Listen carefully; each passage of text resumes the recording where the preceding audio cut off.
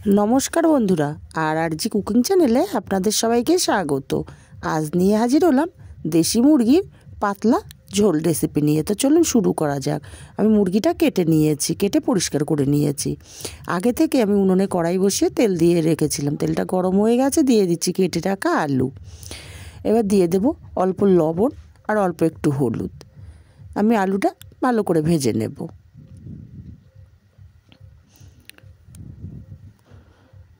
आलूटा भेजे निয়েছি, आलूगुलो तुले नेब।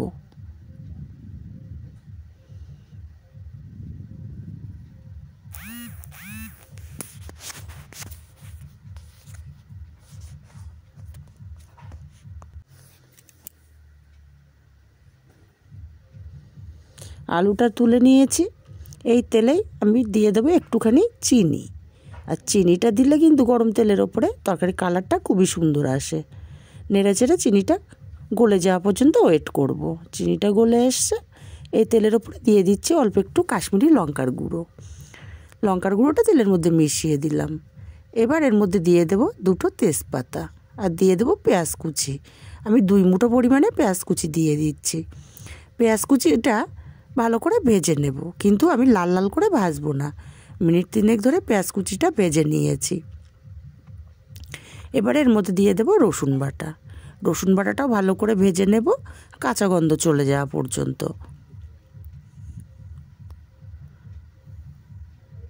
রসুন বাটাটাও ভালো করে ভেজে নিয়েছি। দিয়ে দেব দুটো টমেটো। আমি এখানে দুটো টমেটো 4 টুকরো করে কেটে রেখেছিলাম।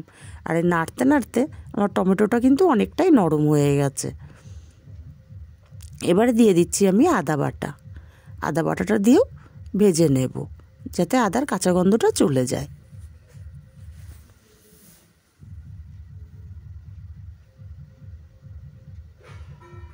আর টমেটোটাও কিন্তু আমার কষাতে কষাতে একদমই গলে গেছে।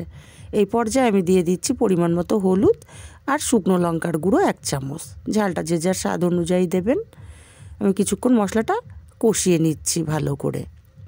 মশলাটা খুব ভালো করে কষিয়ে নিয়েছি। এখন কেটে রাখা মাংসটা দিয়ে দিলাম। এবার মাংসটা আমি খুব ভালো করে কষাবো।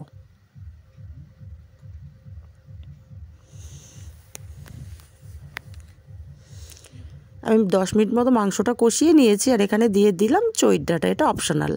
চৈট ডাঁটা দিলে যাদের সর্দি কাশির প্রবলেম আছে তার থেকে কিন্তু মুক্তি পাওয়া যায়। আর মাংসের মধ্যে দিলে খেতেও বেশ ভালো লাগে, তাই আমি এখানটায় দিলাম। চৈট ডাঁটাটা দিয়ে ভালো করে মিশিয়ে দিলাম। এখন দিয়ে দেব স্বাদ মতো লবণ। লবণটা দিয়েও আমি মাংসটা আরও কিছুক্ষণ কষিয়ে নেব।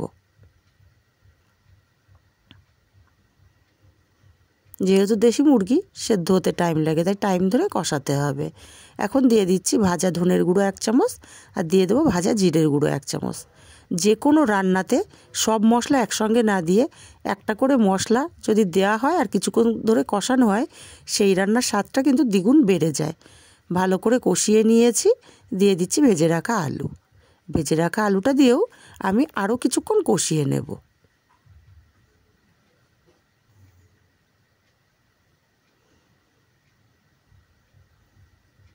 আমি টোটাল মাংসটা 45 মিনিট কষিয়ে নিয়েছি।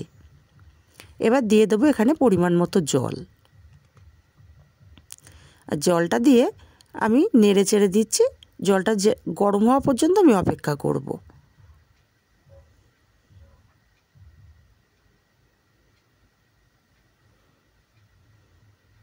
দেখুন ফুটতে শুরু করেছে, তার মানে আমি যে ঝোলটা দিয়েছি ঝোলটা কিন্তু গরম হয়ে গেছে। আমি নেড়ে চেড়ে নামিয়ে এটা প্রেসারে দেব, কারণ এই মাংসটা সেদ্ধ হতে প্রচুর টাইম লাগে। আমি প্রেসারে দিয়ে খুব বেশি সিটি দেব না, 2টো সিটি দেব। আমি ঢাকনাটা আটকে দিচ্ছি। 2টো সিটি দিয়ে আমি ফিরে আসছি। আমি 2টো সিটি দিয়ে আমি কড়াইতে দিয়ে ফুটিয়ে নেব। আমি 5 মিনিট ফোটাবো। 5 মিনিট পর আমি দিয়ে দিচ্ছি বেটে রাখা গরম মশলা। আর বেটে রাখা গরম মশলা দিলে কিন্তু তরকারির স্বাদটা দ্বিগুণ বেড়ে যায়। আমি গরম মশলাটা দিয়ে মিশিয়ে নামিয়ে নিলাম। আর তৈরি হয়ে গেল আমার দেশি মুরগির পাতলা লাল লাল ঝোল। কেমন লাগলো কমেন্ট করে জানাতে ভুলবেন না।